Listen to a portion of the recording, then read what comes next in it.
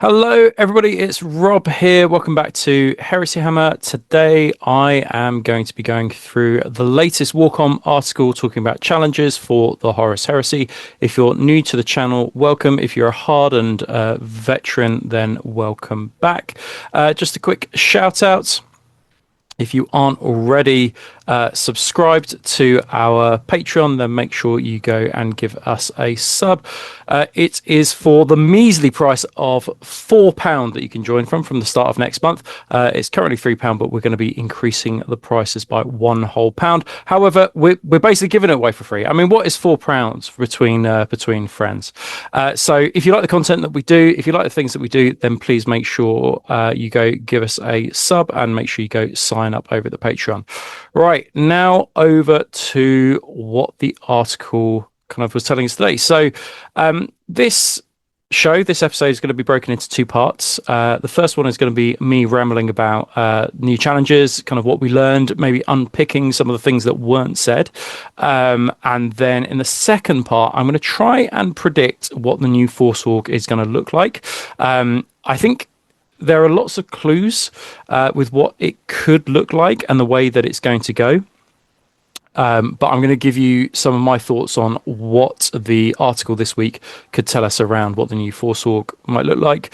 And as ever, if you've got any thoughts, feelings, emotions about these changes, pop them in the comments below. We always love to hear what you guys are thinking about it. So the new challenge subphase, what's it all about? Well, in 2.0, and first edition, we had challenges. They were pretty routine. They took place at the initiative step, like everybody else did in a assault. If you had a Praetor that was going initiative 5 with his Paragon Blade, he would obviously go first over, say, a Praetor with a Power Fist that was going at initiative 1. As I say, it just happened all at the same it all happened at the kind of same initiative steps, depending on what weapon you had. Whether that's going to be the same here or not, I don't know. However, the focus role initiative does seem to play a really, really important part, but we'll get to that a little bit later. So what it did tell us is that in your turn, you may issue one challenge per combat. That totally makes sense. So yeah, you might have multiple challenges going on the battlefield, but it's essentially you get one per combat, and we're pretty familiar with that in 2.0 as well. And it also said only commander and champion subtypes may accept these challenges. Now, this is really interesting. I think we're starting to see, and it did mention, I think, before about champions. So we've got command and champion subtypes here. So this is two new subtypes, and it's not clear whether things like sergeants will have these kinds of subtypes. So whether they can or can't accept challenges, I don't know. What it did say, though, is that champions are specifically about kind of accepting challenges. So I would expect to see in a champion, kind of the console upgrade for a champion, that it would have or gain the champion subtype. Whereas let's imagine a master of signals, he might not be a champion, but he would probably have the command subtype because he's a commander of sorts. So whether this will extend to sergeants of squads, I don't know.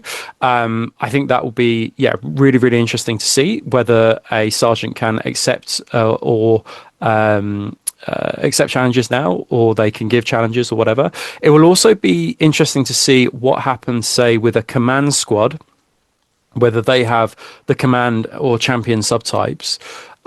Because in the edition that we've got now, they've obviously got chosen warriors.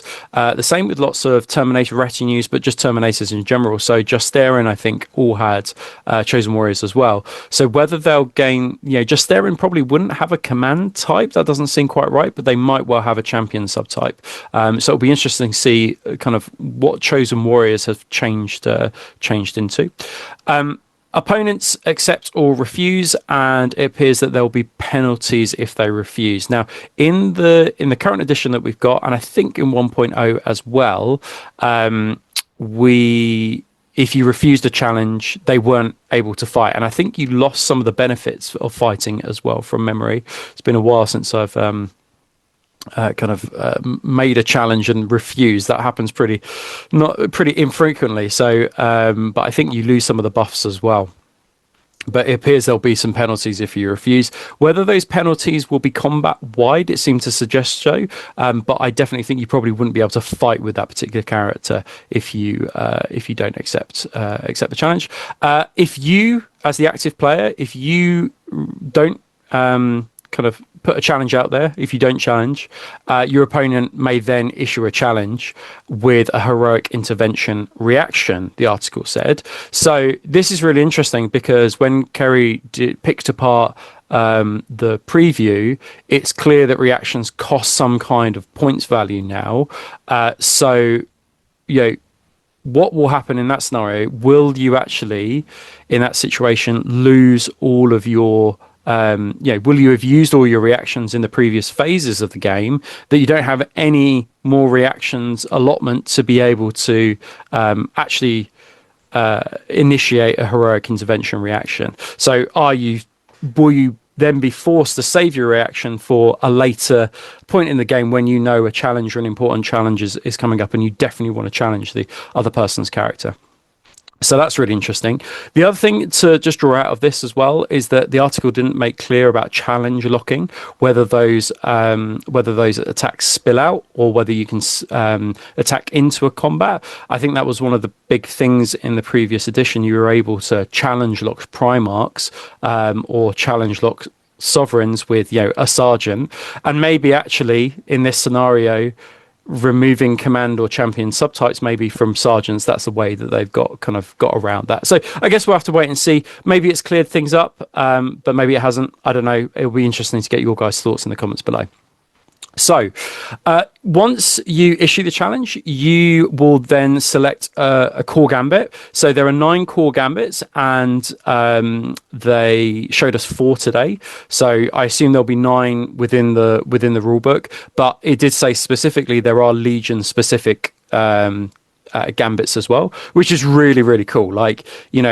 And those Legion specific gambits, I wonder whether or not characters will have their own gambits as well. So I could imagine Sevatar, his dirty fighter rule comes into play and it's got changed into a gambit of some kind, throwing sand in the eyes of his opponent and then going for the killing blow, something along those lines. I'll just read a couple of them. I won't read every single one.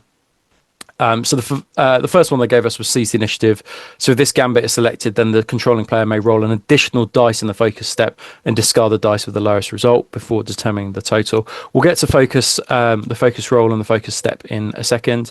And then there was this one which sounded pretty cool. If this gambit is selected, then the controlling player must roll an additional dice in the focus step and discard the dice with the highest result before determining the total of that focus roll. However, a model for which the finishing blow gambit has been selected gains a +1 to the strength and damage characteristics of all hits inflicted in the strike step. So that's interesting. So you're potentially losing the ability to maybe go first, it appears. I mean, it talks about Duellist Edge in a little bit later in order to gain kind of more strength with your attacks as well. So there looks to be some kind of trade-off here. It did specifically talk about Emperor's Children and whether their gambits will be something about adding to the roll in some way, shape or form. Additional strength or additional weapon skill maybe for world eaters. I don't know. It's pretty exciting. What I would say about the core gambits though, and the feeling I get from it is really about storytelling. And I'll come to this a little bit later. But I think one of the links throughout what we've seen in all the articles so far, in all the previews so far, is that characters seem to be playing an even more important role than normal and as usual. But also they appear to be trying hard to tell a story. And this really kind of is illustrated through the fact you're able to kind of choose a move when you're within a challenge, right? So not only will you get all your attacks from your weapons or whatever, not only will you get all your buffs maybe from your warlord traits or whatever, but also there are things that you can do within the challenge, as if we would see our characters when we're reading the books do. So, Sevatar throws sand into the eyes of of his opponent and then strikes, right? So I really like and appreciate the storytelling element of the game, or what they're trying to create here. And I think that's important for the majority of Horus Heresy players, because, they would typically say that they're driven by the narrative and they want a narrative focused game.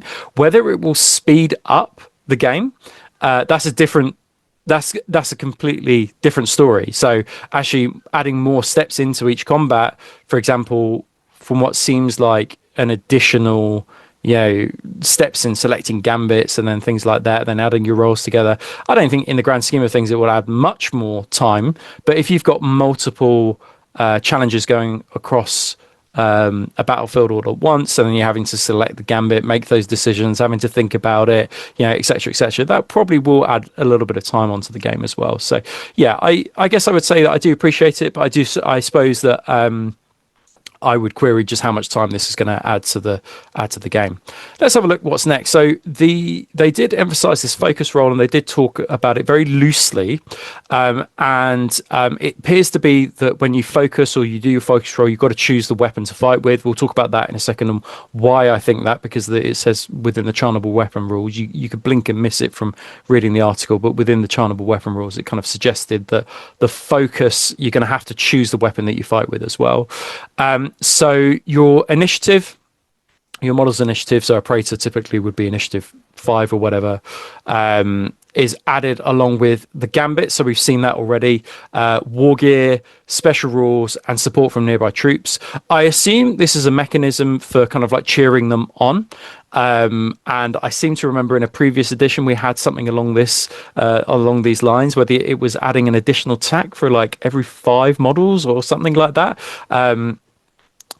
But you will get bonuses from nearby troops cheering them on. And I think I quite like that, because again, it plays into that storytelling element. And I often think of the Battle of Armatura, where the Praetor on Armatura kind of is trying to challenge Khan. And eventually actually Angron just kind of like pushes Khan out of the way. But you get the sense that all his nearby troops would be watching him and cheering him on and jeering the other side as well. So you get some bonuses for that. And then the both of you and your opponent have to do this.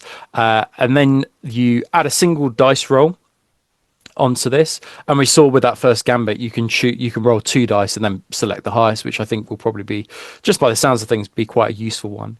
The winner of the roll gets an extra attack and also gets to strike first as well.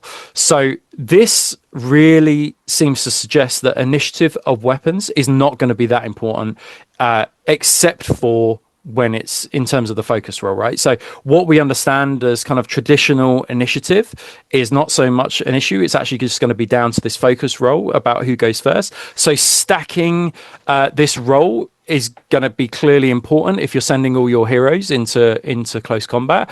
And it seems as well, having larger units is going to be important, because you probably want support from nearby troops cheering you on. Whether or not we still have bulky or something like that, that will be interesting to see. So whether a Terminator, say if it's bulky 2, counts as like 2 guys cheering you on, or whether it's just single bases or whatever, that again will be really interesting. And open for lots of speculation. But as I say, the winner of the roll gets to attack first, and then they get to strike first as well. So that striking first, I think, is going to be really important. And again, what we don't know is whether or not those attacks will spill out if you overkill your opponent, whether they're just super dead. I would imagine that they would probably just be super dead rather than the attacks spill out, partly because of the narrative element they're trying to tell. Sure, it's a bit annoying that your extra attacks don't kill kind of dudes outside of the combat. I understand that completely, but it's a challenge. They're narratively fighting. They're probably putting all their efforts and strength and energy into fighting that one guy. So as a narrative storytelling element, I think probably those attacks are probably not going to spill out, but we'll wait and see. Penalties if character is wounded or wearing heavy armor. I absolutely love this.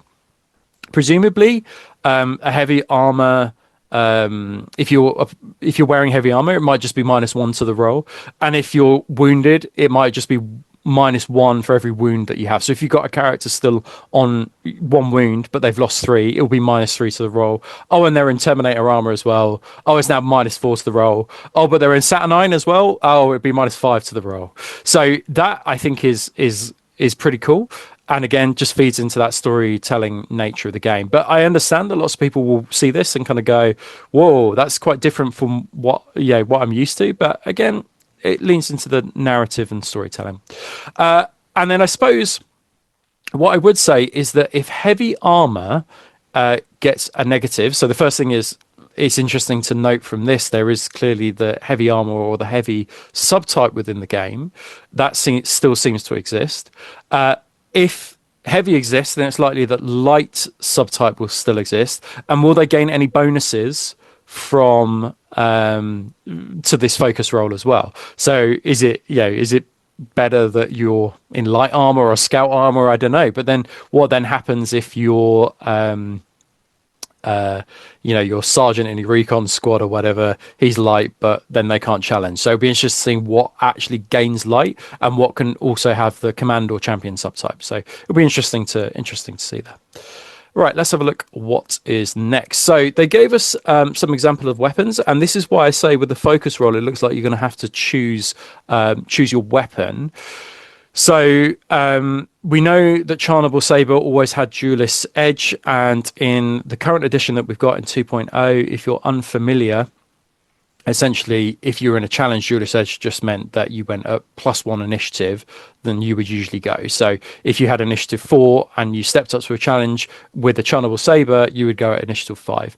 A Charnable Saber was never particularly destructive weapon, but it was always handy because it had breaching 6-up, I think, and it still has breaching 6-up. Now, whether breaching is the same rule, I don't know. We'll have to wait and see. Let's see if it's still AP2. So with the Charnable Saber, or with the Duelist Edge rule, it says, I love the bold sentence right at the start. That is just they've done a great job with that. A weapon with the Duelist Edge X special rule grants a bonus to the focus rolls in challenges. Makes a lot of sense. So it will obviously be in combat, but just it's only for challenges, as we have come to expect. So in step 3 of the challenge subphase, again, really interesting.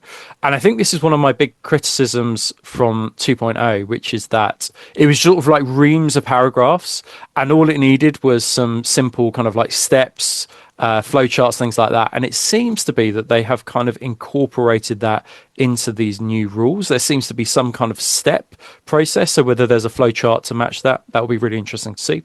So in step 3 of the challenge subphase, the focus step, if a player has declared that the model under their control will use a weapon with the Duelist X special rule or has a Duelist X special rule, then that player gains a bonus equal to the value of X on the focus roll. So that's interesting. So a weapon can have a Duelist Edge, and it looks like a model can also have Duelist Edge special rule. So that'd be interesting to see. But as I say, it did say that they have to kind of declare which weapon they should use there, and if it has the Duelist Edge X special rule. So clearly, along with step 3 in the focus rule, you're going to have to select which weapon that you choose. The Charnable Saber stats, not a particularly devastating weapon, but it does give +1 initiative. Oh, that's really interesting. Okay, so actually, just in a normal combat, it should gain the +1 initiative. It's the base kind of base attacks, base strength. So typically strength 4 for Space Marines, and then just 1 damage.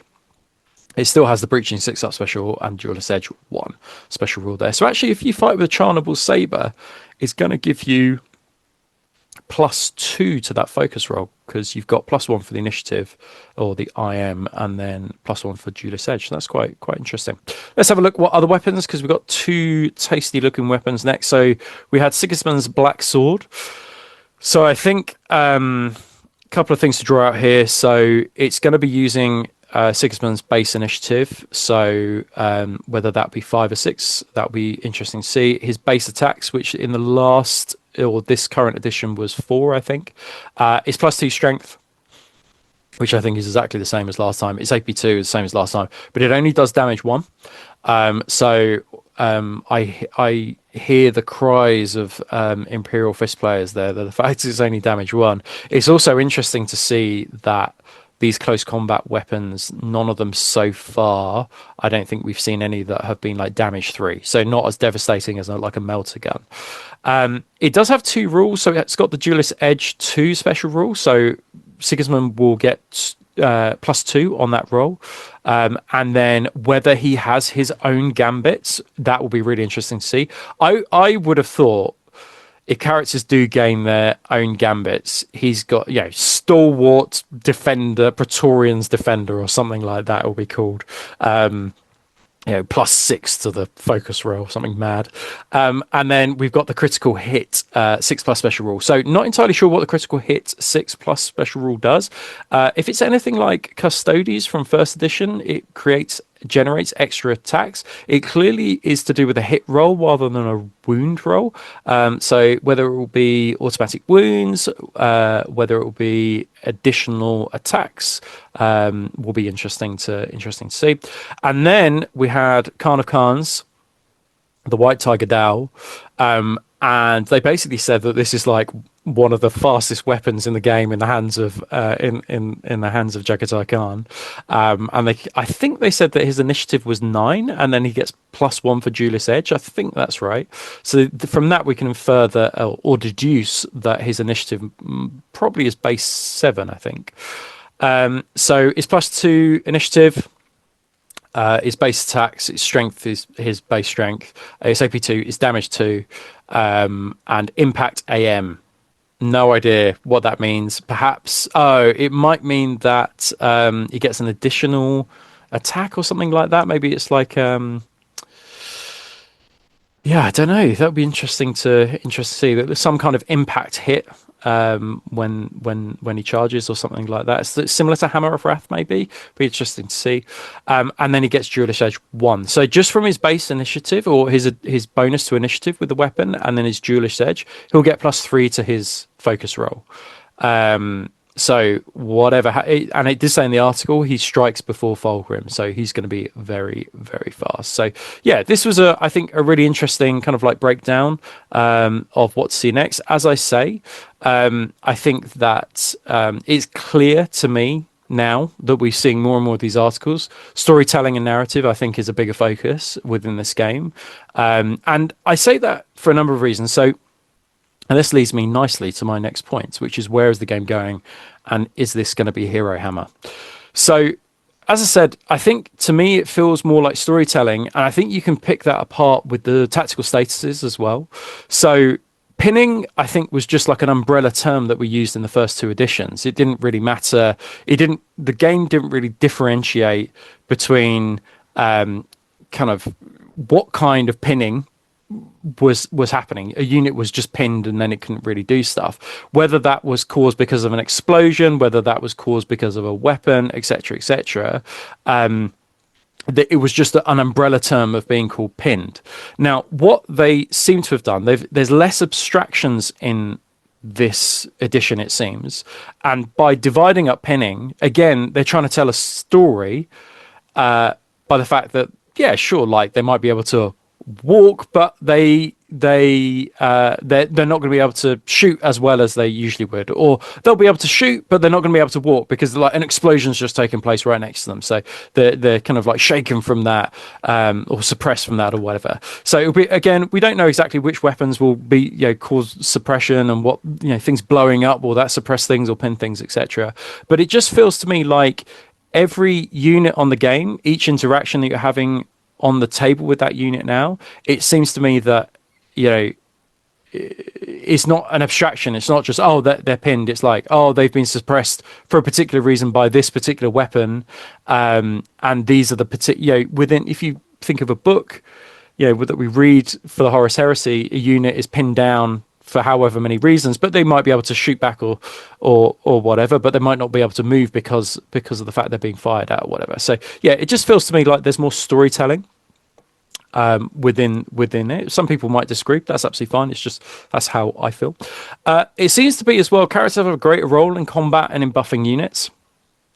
I think the fact that, for example, that lots of these roles, on sergeants with their willpower being 7, their leadership being 8, and then all the other stats being 7. It seems to me that you're more likely going to have to put characters into your units to be able to increase that cool in particular, in order to shake off kind of being suppressed or being pinned or whatever. Characters feel like there's going to be more of them, and you're going to need them in units to be able to kind of use their particularly their cool and maybe their leadership as well. So that seems to be kind of the way that this edition is going. And as I say, characters seem to be playing a greater role in list construction. Now, I don't know whether this is the case, but we were told many months ago that characters are going to be really important for unlocking units within a force organization chart. So we know there are changes, or we know that the force organization chart is still in existence, but we were told that these changes are going to be based around characters. So what I want to do now is just talk to you guys about what I think that might look like in a new edition. And these are just predictions. Like, these aren't, I'm just kind of like putting together what we've heard about kind of just the fact that characters unlock things. And what I put together this morning is just kind of like what that might look like, and kind of just piecing together the information around if characters are more important and are we going to see more of them? Is there more of a place for them? So you can see here what I've got is my kind of made up force organization chart. These are my predictions. So we'll see how true these are in the next couple of days. So we've got at the top of our pyramid, I guess, we've got our Saturnine Praetor. And again, a Saturnine Praetor, I would have thought, would be able to like unlock particular units. So, a Praetor, just a generic Praetor, is going to be able to unlock particular units. So I would have thought it's almost certain that a Praetor is probably going to be able to unlock a command squad in the way that it currently does in this edition. But it'll be interesting to see whether a Praetor can, if you take a Praetor in your army, whether it can unlock elites. And I've always thought it odd that that you could take a Master of Signals as a HQ choice, and you can also take the Pride of the Legion, like Terminators, not actually the Right of War Pride of the Legion, but you can take, Justarin within your list. It's always seemed odd that those Justarin would traditionally just work with the most high profile figures within, the champions of the Legion and the first captains, right? So I've always thought it odd that you can just take basically 4 lots of elites. And so I would have thought that, or maybe a change might be, the Praetors unlock elite units. And I would have thought, again, that Praetors, perhaps they'll maybe unlock a Lord of War choice. I could really buy into the fact that actually, the arsenal of the Legion is precious, and only a master of that Legion would be able to unlock the most devastating weapons. What it will look like in terms of, can they unlock every single one of those, or if there's just one Praetor in an army, and then you could only have like one Lord of War, or one lot of elites, or one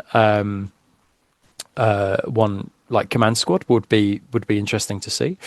And then the other thing, and I've thought this for a little while, I don't know if I have said it on a show, but I've definitely said it to friends, is that it's interesting that this box is called Saturnine. There's a Saturnine Praetor in it, because it seems to me that maybe you can only take Saturnine models if you've got a Saturnine character or a Saturnine Praetor. So I wonder whether actually, if your leader doesn't have Saturnine Terminator, it locks out kind of any kind of Saturnine models. So that'll be interesting to see. It's just interesting that you've got specifically a Saturnine Praetor, so maybe he will unlock those particular ones.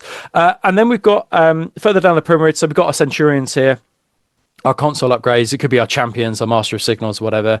Again, it'll be interesting to see. And Lee didn't kind of really buy into my thoughts on that each console type will have its own kind of rule set. I think that because the Master of Signals, it said specifically that it's got the base stats of a normal tactical marine, but on everything else apart from its its intelligence, that it might actually just be easier to have each unit with its specific statistics. But again, we'll have to wait and see. And maybe taking characters would unlock particular units within a legion. So whether you just need to take a number of those consoles to unlock as many as you want, or whether there's some specificity to it. So you might need something like a master of armor to unlock, not that exists as a console choice, but a master of armor to unlock tanks. You might need a forge lord or a primus medicae to unlock dreadnoughts. You might need a siege breaker to unlock kind of like artillery. So, and then you might just need a basic centurion to unlock more tactical slots if you want tactical slots beyond probably what they're going to give you. I would have thought that there would be like a base force organization chart, and then you can probably like add to it from there. But and then the other thing is to consider is what happens then with allies. So if characters do unlock certain things, what then kind of like happens with the allies? So is there some kind of like emissary console that we're going to see that you have to take in order to unlock an allied detachment of some kind, which I think is quite thematic.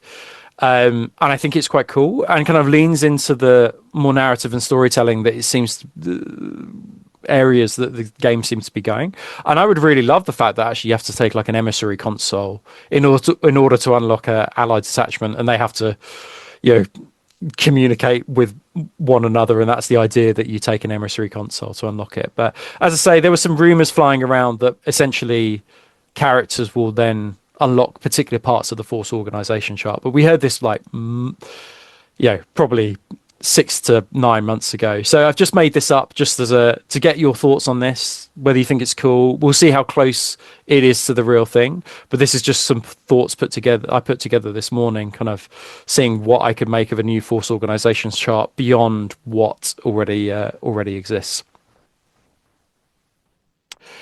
So yeah, as I said, new console roles. Will they have just base stats and then you add or take away from it? As I said, in emissary consoles, vigilators are another great one which I haven't mentioned, which is like, I would have thought if you want a new force organization chart, do you have to take like a vigilator to unlock Legion recons or something like that? Or actually, is it just that you just take any old console and they just unlock like a slot or whatever? So yeah, it'll be interesting to see, but I really like the storytelling direction that they're going. So I wonder if they'll try and apply that to the force organization chart that we're due to see later this week. And then that, I think, is it from me as well. So thanks ever so much for joining me for this one. I know it's me being kind of just rambling on just by myself. But as I say, thanks ever so much for watching. Thanks ever so much for all your support as well.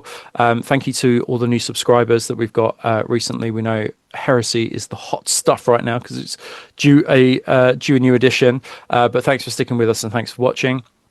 As we always say, it's really important for you guys to subscribe, like the video, leave a comment. Leaving a comment really, really helps as well, because it just helps the algorithm push it out to new other Heresy enthusiasts. And if you aren't signed up to a Patreon and you like the content that we do, then make sure you go get signed up. Like, we are offering at this moment in time a 7-day free trial. You can go see some of the videos. We've got a campaign going on currently at the moment. I've got a friend coming round, Mike, this week to play one of the games, the ZM game in one of the campaigns, and I'm meeting up with my friend Mark as well to play the other game, the first mission. So really looking forward to that and it's called the Passing the Torch campaign. Just a few kind of cool videos just to get you started, and then we'll do a tactical debrief at the end of the month as well. But hop on board. You've got a 7-day free trial, but it's for the measly price of, at the moment, £3, but there is a small, teeny tiny price increase next month of £1. So for a little as £4 from next month, you can join us. We're basically giving it away for free. Why wouldn't you join? Anyway, thanks ever so much, guys. Really appreciate all the support, and we shall see you on the next one.